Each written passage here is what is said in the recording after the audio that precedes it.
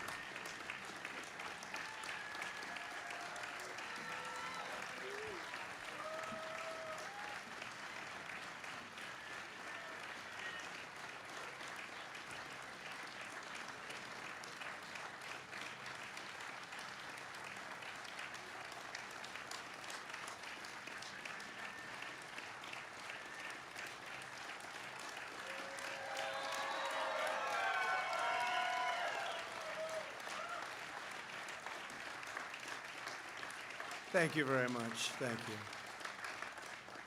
Thank you. I stand before you today to fulfill one of my highest and most important duties under the United States Constitution, the nomination of a Supreme Court Justice.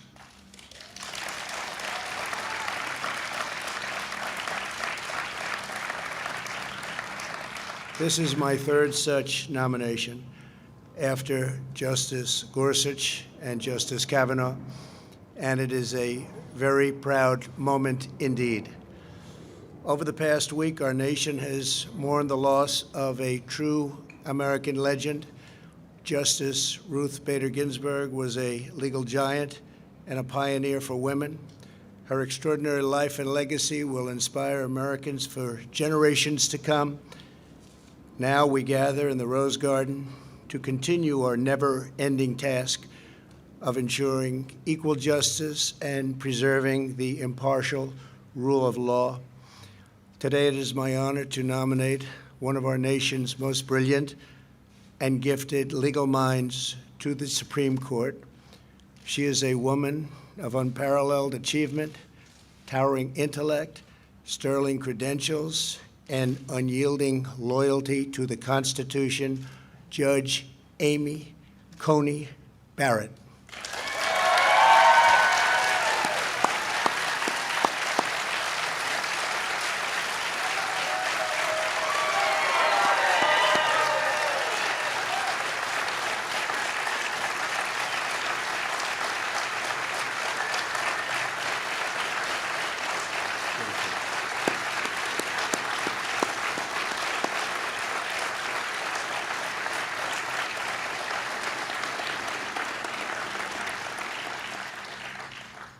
We're also joined by Amy's husband, Jesse. Thank you, Jesse, very much. And their 7 beautiful children. Congratulations to you all. Very special day. With us as well are the First Lady. Thank you, First Lady.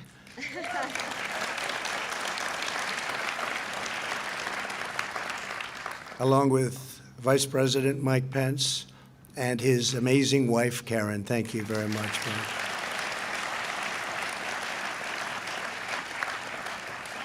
Judge Barrett is a graduate of Rhodes College and the University of Notre Dame Law School.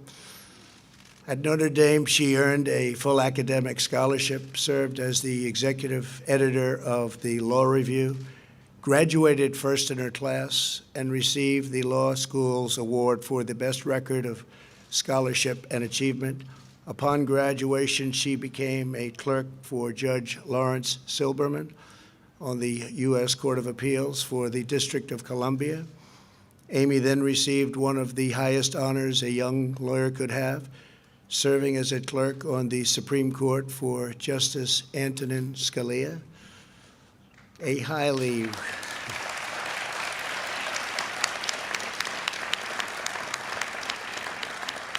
A very highly respected law professor at Notre Dame wrote to Justice Scalia with a one-sentence recommendation: Amy Coney is the best student I ever had. That's pretty good. Justice Scalia hired her shortly thereafter, and we are honored to have his wonderful wife, Maureen. Where is Maureen? Maureen Scalia with us today. Thank you. And our great Secretary of Labor. Thank you very much. Thank you, Mr. Secretary. Very good genes in that family, I will say. Very good genes. Before joining the bench, Judge Barrett spent 15 years as a professor at the University of Notre Dame Law School. She was renowned for her scholarship, celebrated by her colleagues and beloved by her students. 3 times she was selected at Notre Dame Distinguished Professor of the Year. When I nominated Judge Barrett to serve on the U.S. Court of Appeals for the 7th Circuit in 2017, every law clerk from her time at the Supreme Court endorsed her and endorsed her nomination, writing, quote, "We are Democrats, Republicans, and independents, yet we write to support the nomination of Professor Barrett to be a circuit judge. Professor Barrett is a woman of remarkable intellect and character. She is eminently qualified for the job.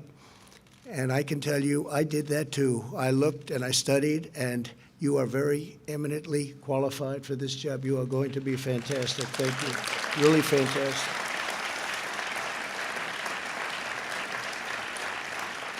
The entire Notre Dame law facility and faculty, everybody at that school also, we got so many letters, also wrote letters of support of Amy's nomination to the 7th Circuit.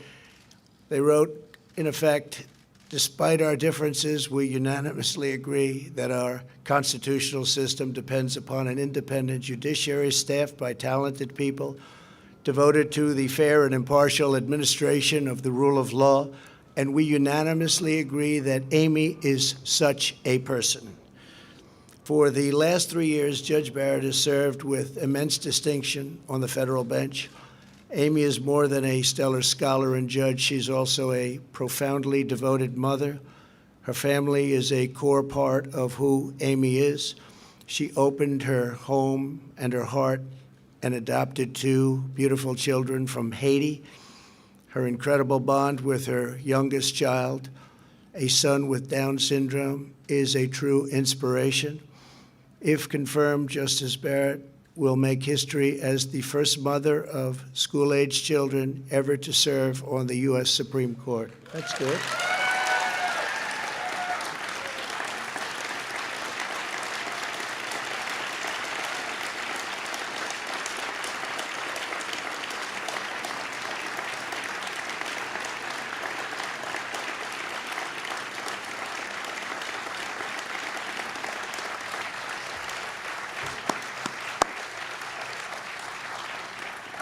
To her children, Emma, Vivian, Tess, John Peter, Liam, Juliet, and Benjamin, thank you for sharing your incredible mom with our country. Thank you very much.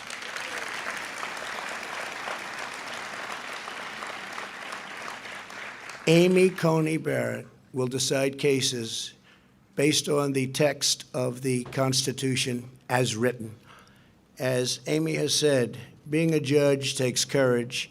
You are not there to decide cases as you may prefer. You are there to do your duty and to follow the law wherever it may take you. That is exactly what Judge Barrett will do on the U.S. Supreme Court. I want to thank the members of the Senate. We have so many of them here today. Thank you very much. I see you in the audience, and you're so proud. But I want to thank you for your commitment and to providing a fair and timely hearing. I know it will be that. Judge Barrett was confirmed to the Circuit Court 3 years ago by a bipartisan vote. Her qualifications are unsurpassed, and her record is beyond reproach. This should be a straightforward and prompt confirmation. Should be very easy. Good luck. It's going to be very quick. I'm sure it'll be extremely non-controversial. We said that the last time, didn't we? Well, thank you all very much, and thank you for being here. That's really great. Thank you. Thank you.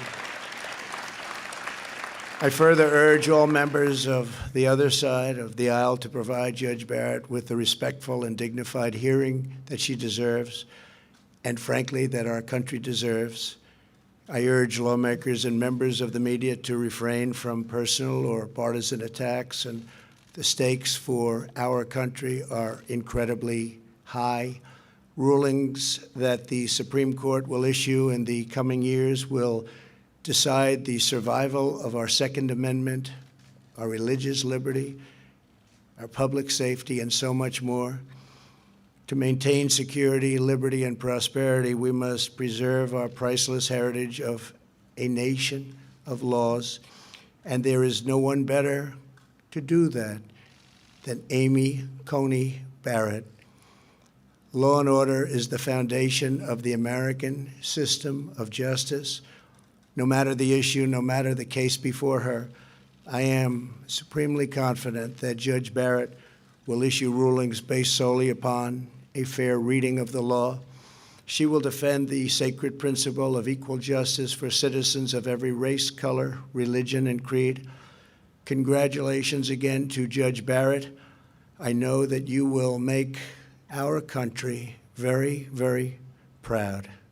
Please, Amy, say a few words. Thank you very much. Congratulations. Congratulations.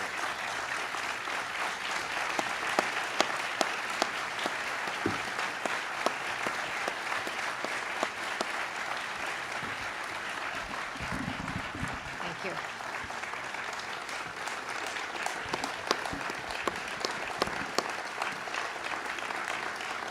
Thank you very much, Mr. President. I am deeply honored by the confidence that you have placed in me. And I am so grateful to you and the First Lady, to the Vice President and the Second Lady, and to so many others here for your kindness on this rather overwhelming occasion. I fully understand that this is a momentous decision for a president. And if the Senate does me the honor of confirming me, I pledge to discharge the responsibilities of this job to the very best of my ability. I love the United States, and I love the United States Constitution. I am truly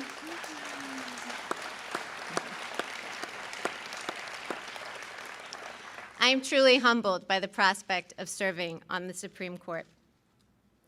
Should I be confirmed, I will be mindful of who came before me.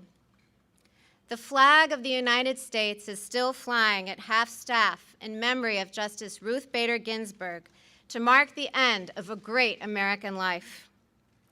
Justice Ginsburg began her career at a time when women were not welcome in the legal profession. But she not only broke glass ceilings, she smashed them. For that, she has won the admiration of women across the country and indeed all over the world. Yes.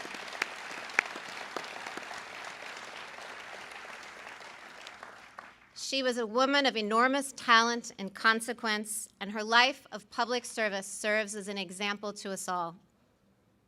Particularly poignant to me was her long and deep friendship with Justice Antonin Scalia, my own mentor.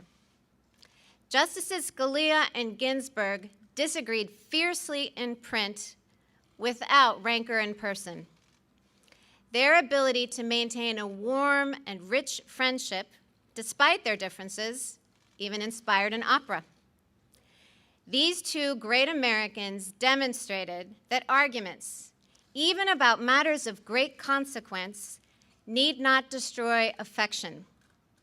In both my personal and professional relationships, I strive to meet that standard.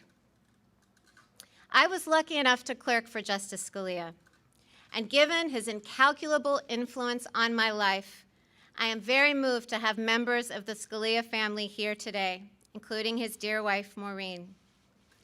I clerked for Justice Scalia more than 20 years ago, but the lessons I learned still resonate. His judicial philosophy is mine too.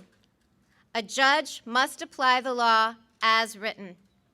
Judges are not policymakers, and they must be resolute in setting aside any policy views they might hold. The President has asked me to become the 9th Justice, and as it happens, I'm used to being in a group of 9, my family. Our family includes me, my husband Jesse, Emma, Vivian, Tess, John Peter, Liam, Juliet, and Benjamin. Vivian and John Peter, as the President said, were born in Haiti, and they came to us 5 years apart when they were very young. And the most revealing fact about Benjamin, our youngest, is that his brothers and sisters unreservedly identify him as their favorite sibling. Our children obviously make our life very full. While I am a judge, I'm better known back home as a room parent, carpool driver, and birthday party planner. When schools went remote last spring, I tried on another hat. Jesse and I became co-principals of the Barrett e-Learning Academy. And yes, the list of enrolled students was a very long one. Our children are my greatest joy, even though they deprive me of any reasonable amount of sleep. I couldn't manage this very full life without the unwavering support of my husband, Jesse.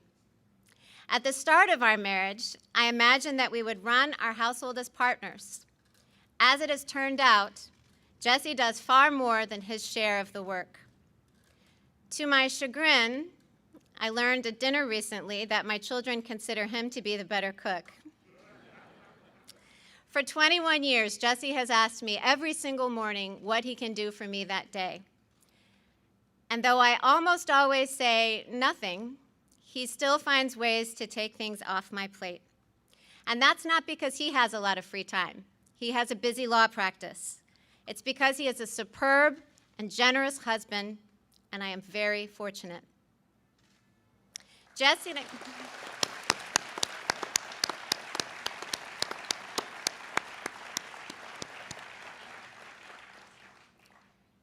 and I have a life full of relationships, not only with our children, but with siblings, friends, and fearless babysitters, one of whom is with us today.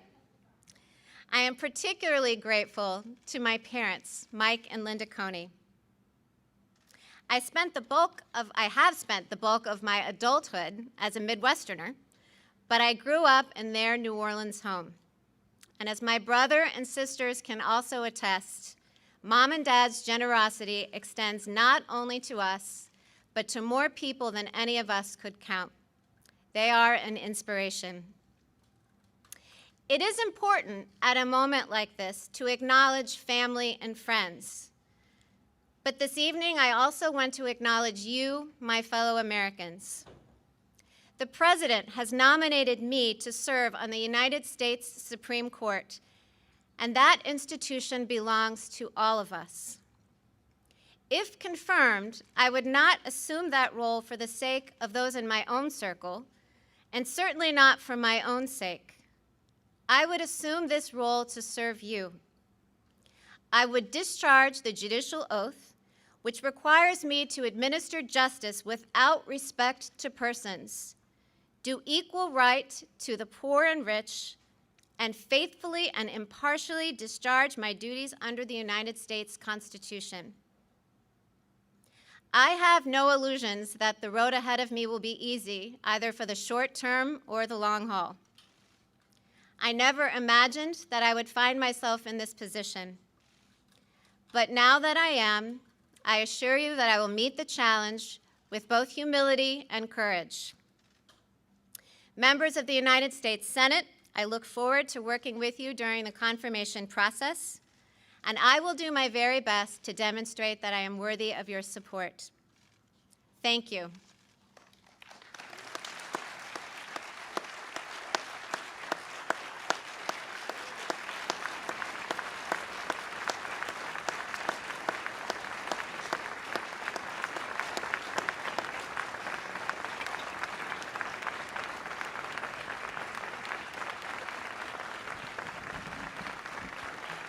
Come on up, family. Come on up, family. I want to acknowledge Attorney General Bill Barr. Bill, thank you very much for being here. Chief of Staff, thank you very much. Chief, you're doing a great job. And all of the senators, please, we really appreciate it. And I know you're going to have a busy couple of weeks, but I think it's going to be easier than you might think. So thank you very much for being here. Thank you all. Thank you all very much. Thank you. Congratulations, Amy.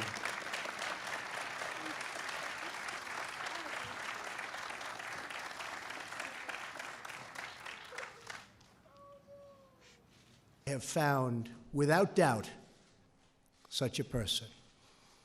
Tonight, it is my honor and privilege to announce that I will nominate Judge Brett Kavanaugh to the United States Supreme Court.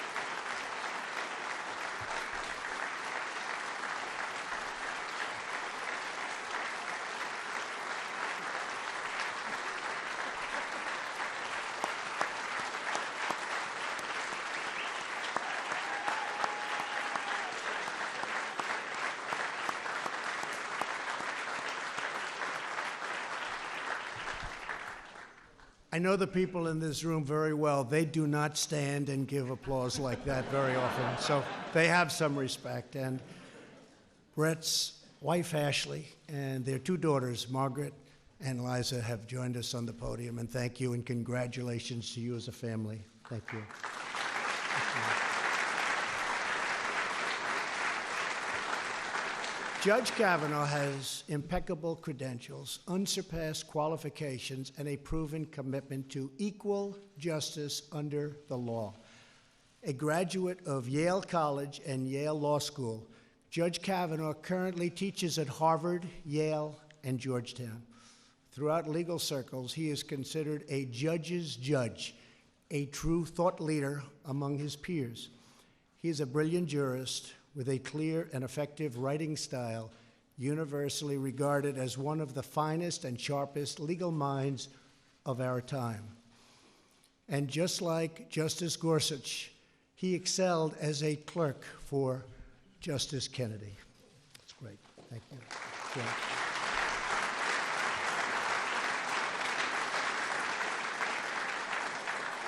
Judge Kavanaugh has devoted his life to public service.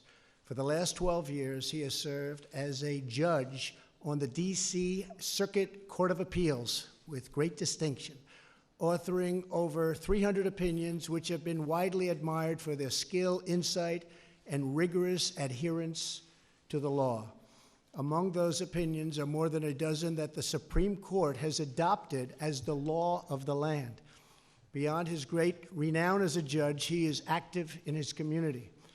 He coaches CYO basketball, serves meals to needy families, and, having learned from his mom, who was a school teacher in D.C., tutors children at local elementary schools.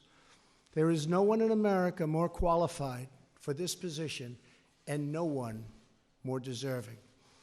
I want to thank the senators on both sides of the aisle, Republican and Democrat, for their consultation and advice during the selection process. This incredibly qualified nominee deserves a swift confirmation and robust bipartisan support. The rule of law is our nation's proud heritage. It is the cornerstone of our freedom. It is what guarantees equal justice. And the Senate now has the chance to protect this glorious heritage by sending Judge Brett Kavanaugh to the United States Supreme Court. And now, Judge, the podium is yours.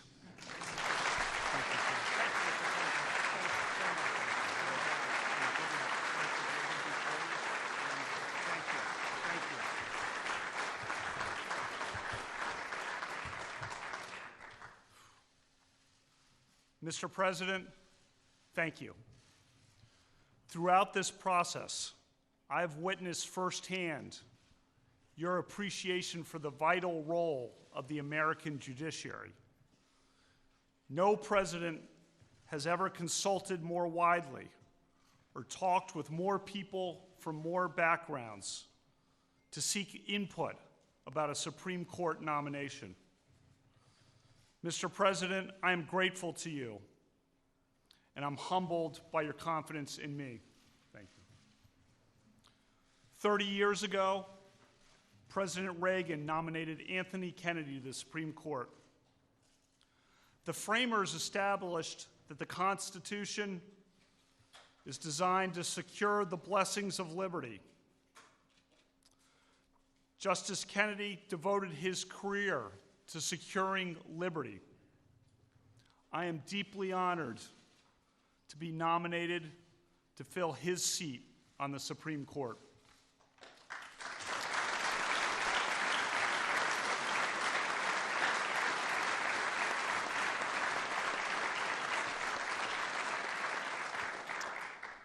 My mom and dad are here. I am their only child.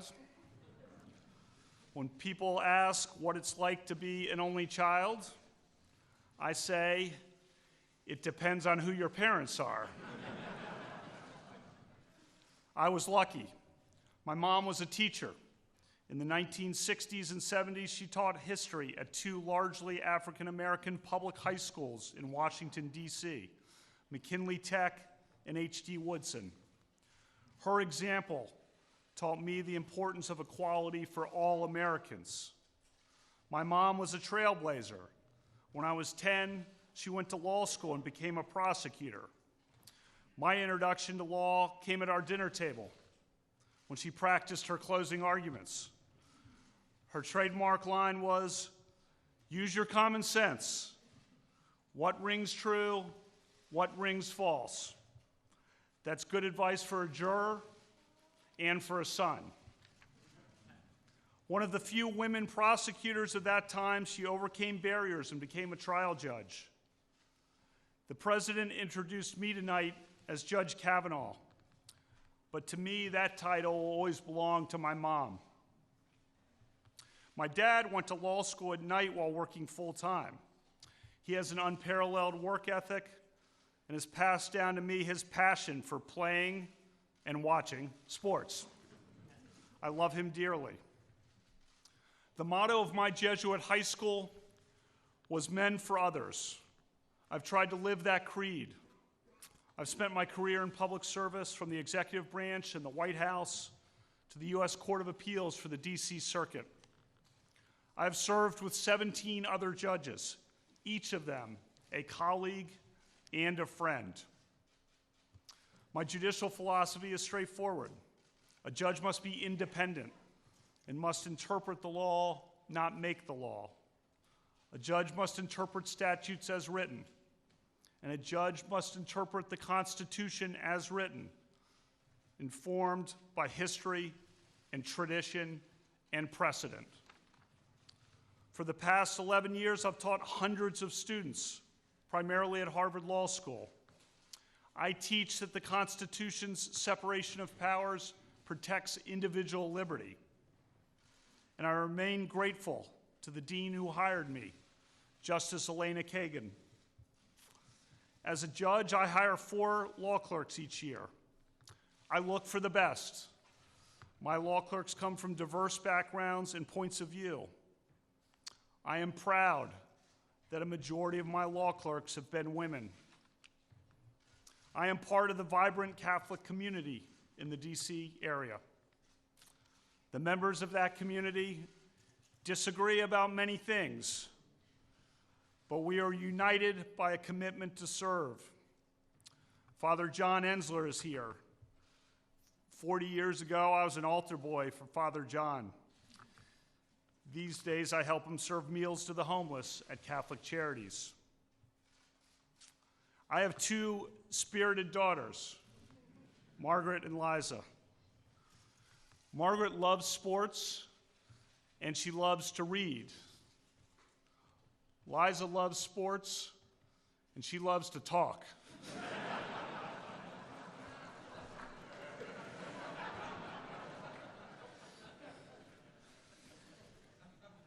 I have tried to create bonds with my daughters like my dad created with me. For the past 7 years, I have coached my daughters' basketball teams. The girls on the team call me Coach K.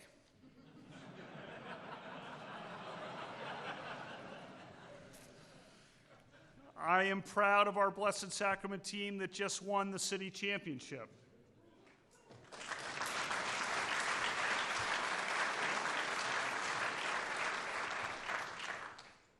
My daughters and I also go to lots of games.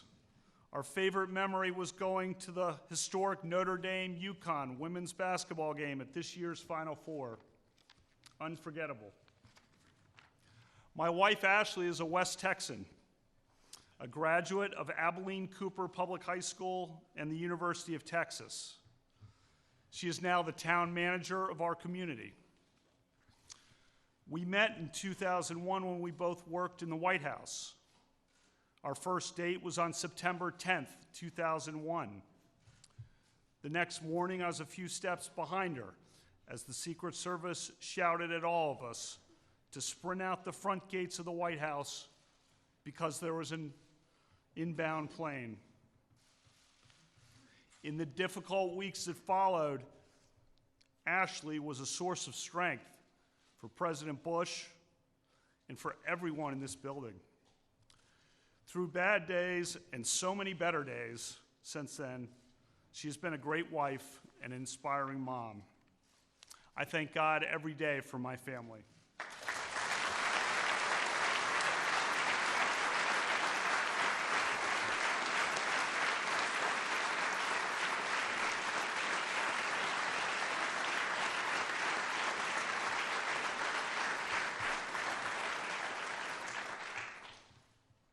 Tomorrow, I begin meeting with members of the Senate, which plays an essential role in this process. I will tell each senator that I revere the Constitution. I believe that an independent judiciary is the crown jewel of our constitutional republic. If confirmed by the Senate, I will keep an open mind in every case, and I will always strive to preserve the Constitution of the United States and the American rule of law. Thank you, Mr. President.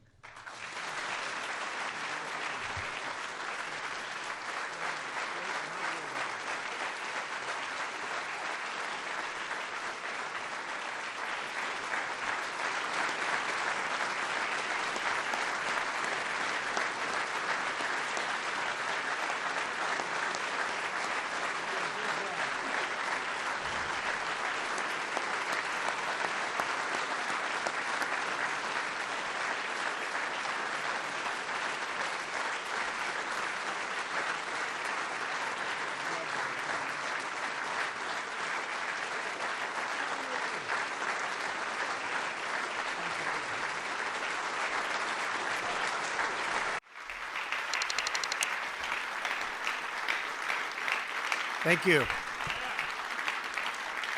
Thank you very much.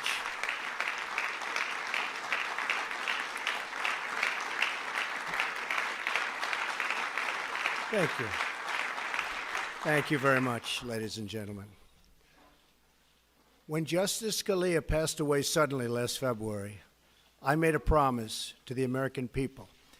If I were elected president, I would find the very best judge in the country for the Supreme Court. I promise to select someone who respects our laws and is representative of our Constitution and who loves our Constitution, and someone who will interpret them as written. This may be the most transparent judicial selection process in history. Months ago, as a candidate, I publicly presented a list of brilliant and accomplished people to the American electorate and pledged to make my choice from among that list. Millions of voters said this was the single most important issue to them when they voted for me for president. I am a man of my word. I will do as I say, something that the American people have been asking for from Washington for a very, very long time. Today,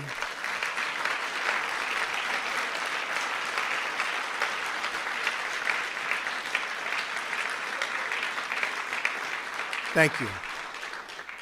Today, I am keeping another promise to the American people by nominating Judge Neil Gorsuch of the United States Supreme Court to be of the United States Supreme Court. And I would like to ask Judge Gorsuch and his wonderful wife, Louise, to please step forward. Please, Louise, Judge. Here they come. Here they come.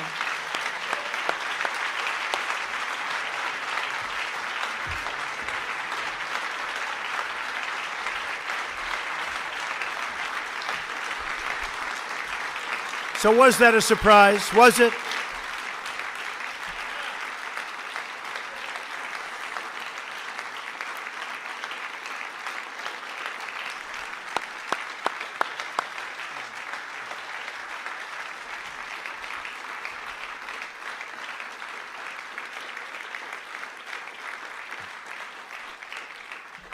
I have always felt that after the defense of our nation, the most important decision a president of the United States can make is the appointment of a Supreme Court justice. Depending on their age, a justice can be active for 50 years, and his or her decisions can last a century or more and can often be permanent. I took the task of this nomination very seriously. I have selected an individual whose qualities define, really, and I mean closely define, what we're looking for. Judge Gorsuch has outstanding legal skills, a brilliant mind, tremendous discipline, and has earned bipartisan support. When he was nominated to the 10th Circuit Court of Appeals, he was confirmed by the Senate unanimously. Also, that's unanimous. Can you believe that nowadays with what's going on?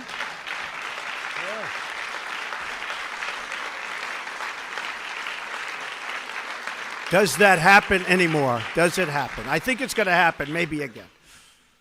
Also with us tonight is Maureen Scalia, a woman loved by her husband and deeply respected by all. I am so happy she is with us. Where is Maureen?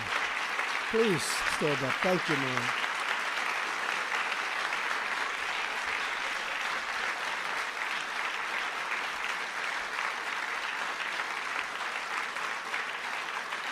Thank you, Maureen. She is really the ultimate representative of the late, great Justice Antonin Scalia, whose image and genius was in my mind throughout the decision-making process. Not only are we looking at the writings of the nominee, and I studied them closely, but he is said to be among the finest and most brilliant, oftentimes, the writings of any judge for a long, long time. And his academic credentials, something very important to me, and that education has always been a priority, are as good as I have ever seen. He received his undergraduate degree from Columbia with honors. He then received his law degree from Harvard, also with honors, where he was a Truman Scholar. After Harvard, he received his doctorate at Oxford, where he attended as a Marshall Scholar, one of the top academic honors anywhere in the world. After law school, he clerked on the Supreme Court for both Justices Byron White and Anthony Kennedy. It is an extraordinary resume, as good as it gets. Judge Gorsuch was born and raised in Colorado and was taught the value of independence, hard work, and public service. While in law school, he demonstrated a commitment to helping the less fortunate. He worked in both Harvard Prison Legal Assistance Projects and Harvard Defenders Program. Brilliance being assured, I studied every aspect of his life. He could have had any job at any law firm for any amount of money. But what he wanted to do with his career was to be a judge, to write decisions, and to make an impact by upholding our laws and our Constitution. The qualifications of Judge Gorsuch are beyond dispute. He is the man of our country and a man who our country really needs, and needs badly, to ensure the rule of law and the rule of justice. I would like to thank Senate leadership. I only hope that both Democrats and Republicans can come together for once for the good of the country. Congratulations to you and your family. May God bless you. May God bless our glorious nation. Judge Gorsuch, the podium, sir, is yours.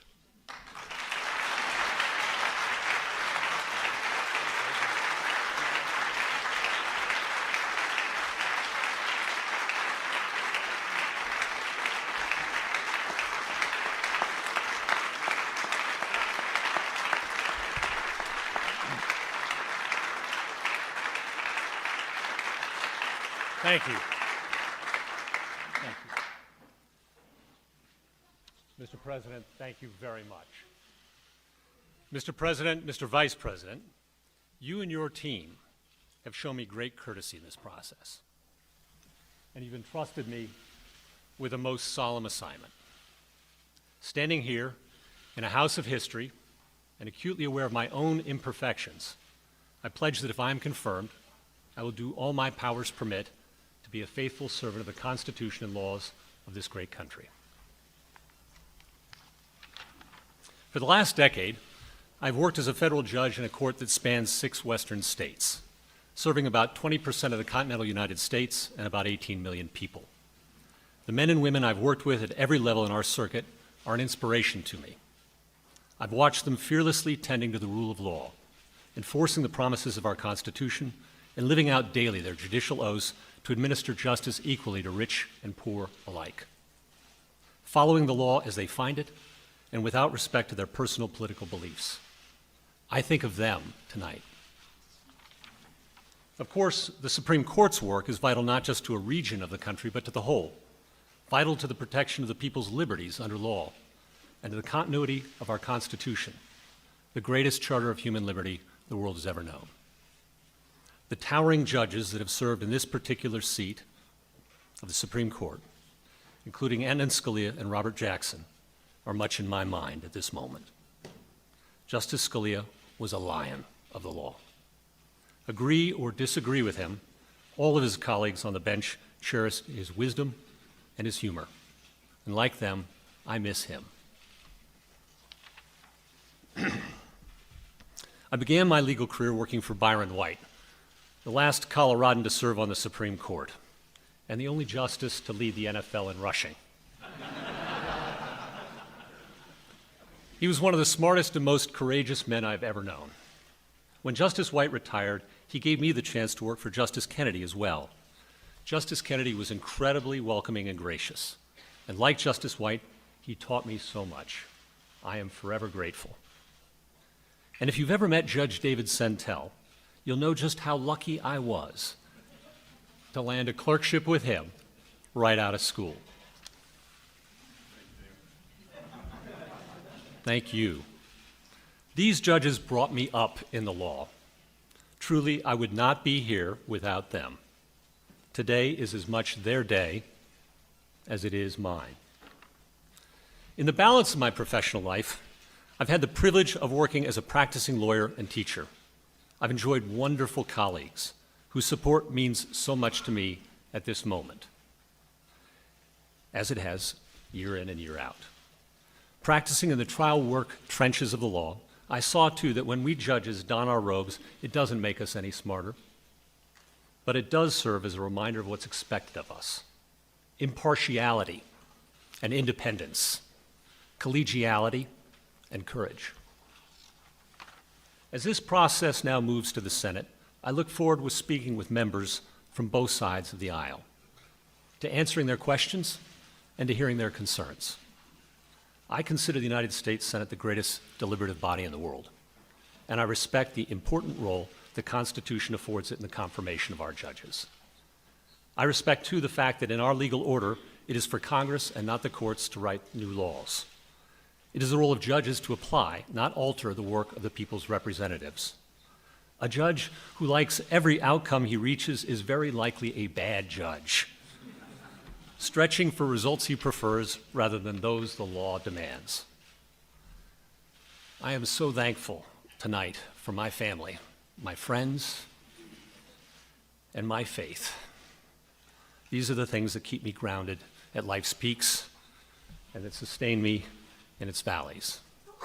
To Louise, my incredible wife and companion of 20 years, my cherished daughters who are watching on TV, and all my family and friends, I cannot thank you enough for your love and for your prayers. I could not attempt this without you.